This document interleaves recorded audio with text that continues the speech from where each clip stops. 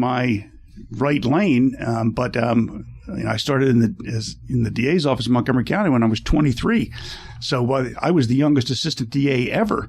Probably still am the youngest assistant DA they ever had. And for the longest time, I was the youngest prosecutor in the office, even when I was a supervisor. So it was a very unusual thing. I was only 32 when I became first assistant DA, and I was only 38 when I became DA.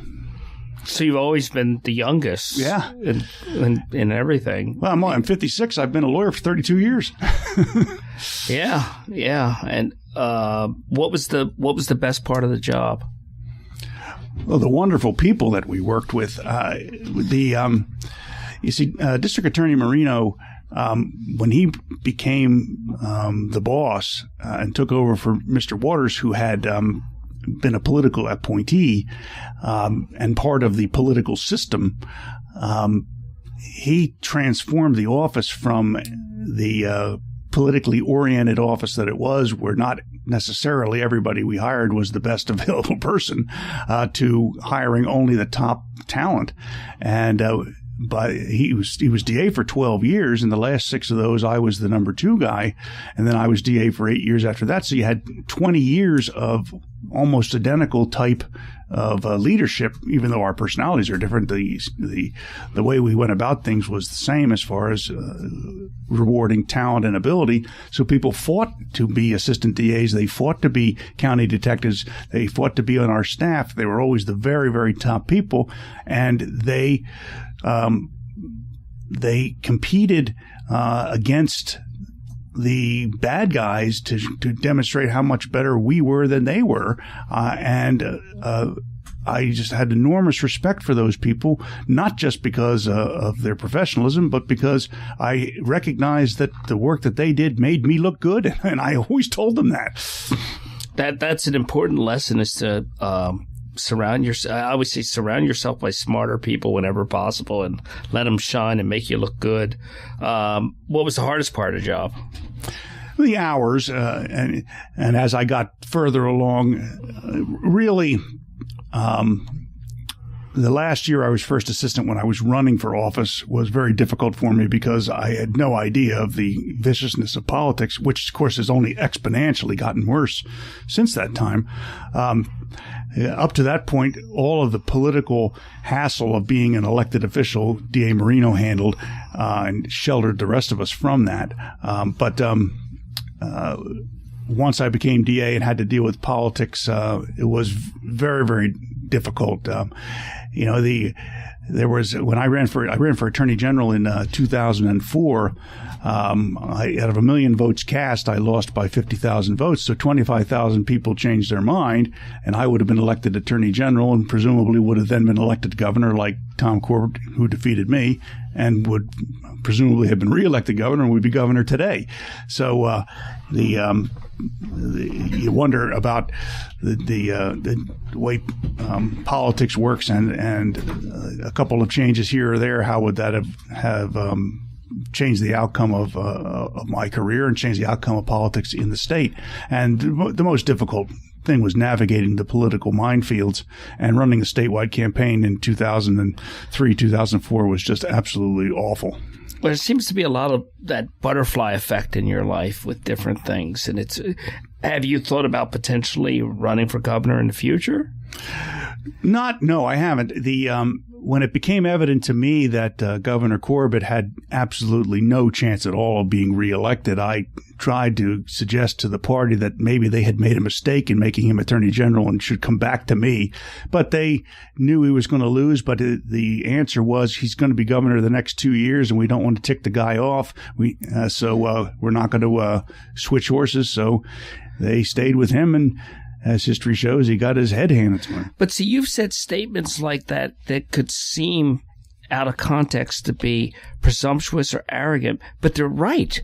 They're right. History shows they're right. And it just seems like somewhere along the line, we devalued actually being right. It's, it's not as valuable as it used to be. And it takes a lot to say an unpopular statement, but you feel in your heart that's right. Well, I mean, I have a habit of saying what I believe to be true, and sometimes what's true is not what people want to hear. But when you're in the job like district attorney, you have to make decisions based on facts and evidence, and if you apply those same analytical rules to politics.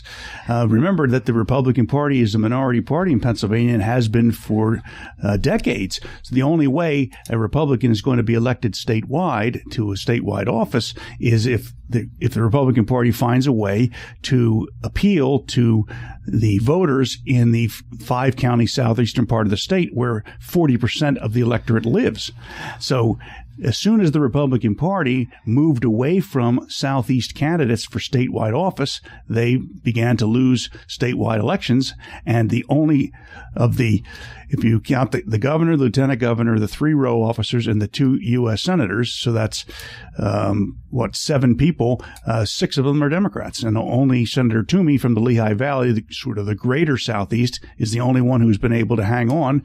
And I think holding on to that seat in the future will be very, very difficult. And that's precisely because in 2004, the party had an opportunity to choose between me, who was a well-known Southeast candidate, and Tom Corbett, who was from Allegheny County, and they decided to go with the Westerner, and they took away the ability of the Republicans to grab attention in the southeast part of the state.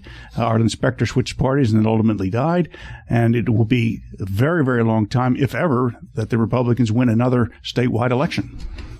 Yeah, that's kind of sad that it's.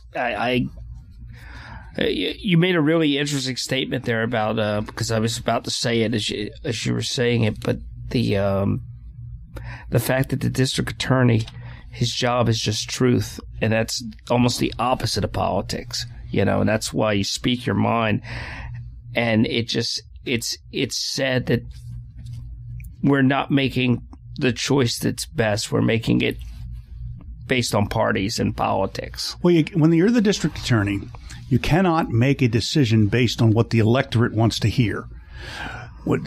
Obviously, if you are an elected official in that position, you want the electorate to approve of you, but you make the correct decision and then you explain it, why you made the decision. And Mr. Marino used to say that the best politics was doing your job well.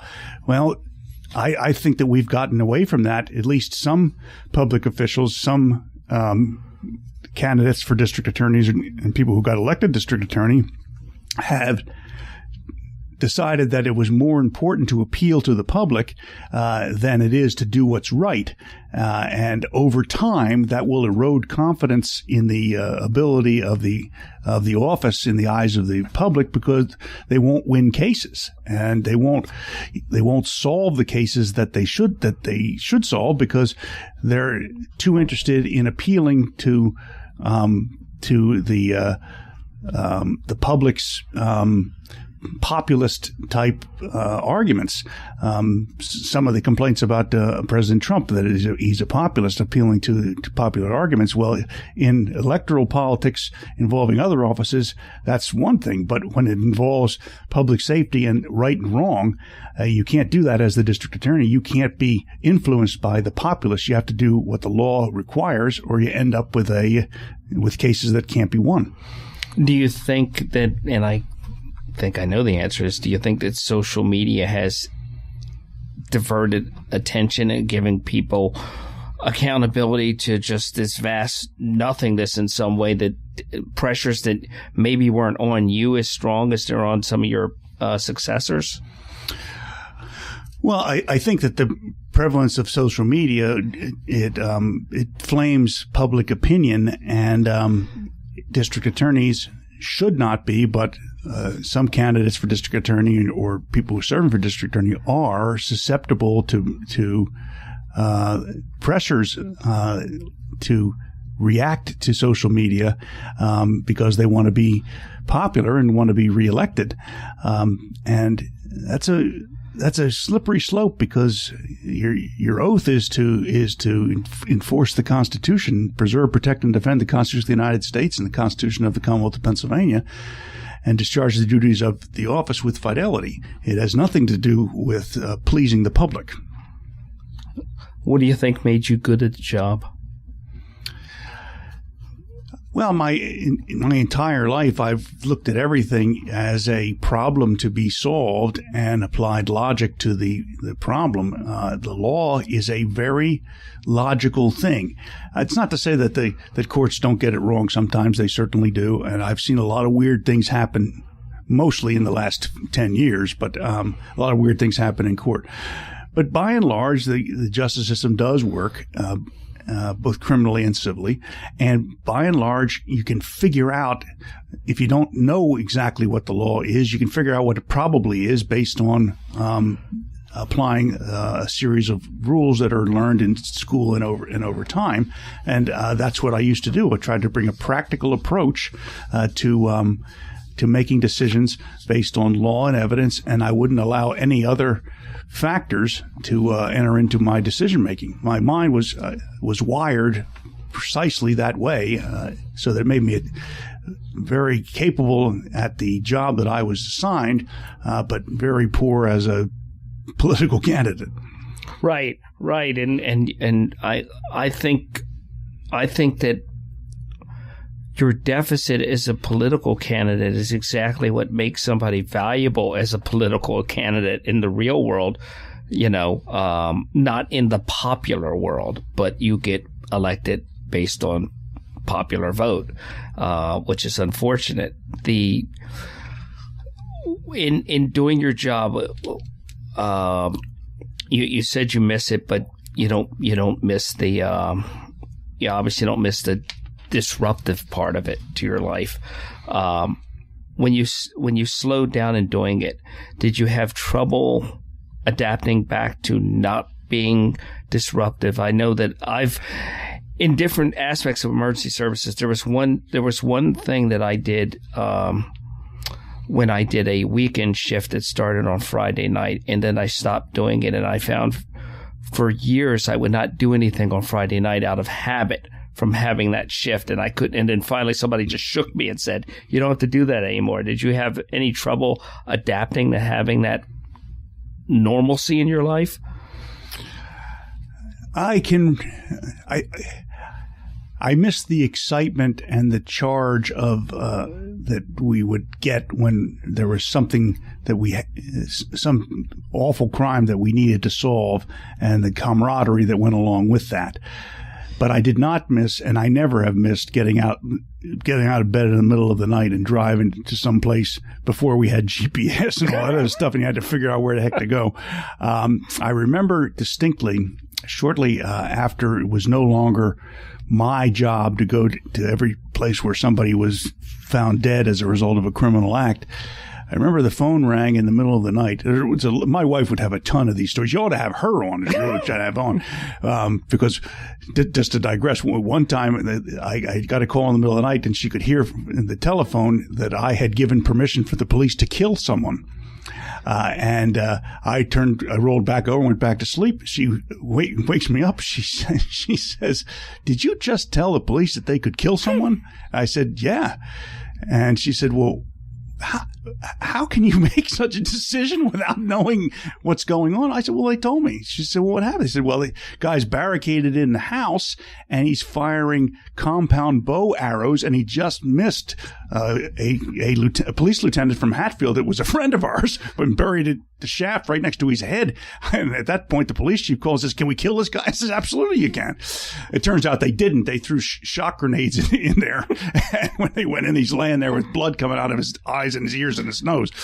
But my wife, in another case, when I no longer had to go out on some terrible crime, the phone rings, and I listened to the story, and there was a whole lot of people killed as a drunk driver over on 422, and I hung up the phone and went back to sleep, and she said, "Don't you have to go?" And I said, "No, I told him to call the first assistant DA." Right. You don't have to be everywhere. Before we go to after show, what do you think your legacy will be? Well, I think that people will have to judge how the current district attorney and his predecessor have done compared to how I did, and when I was first assistant under Mike Marino, and then when I was DA, and I think that we'll be able to judge it from that. I mean, just my impressions is that we don't seem to have the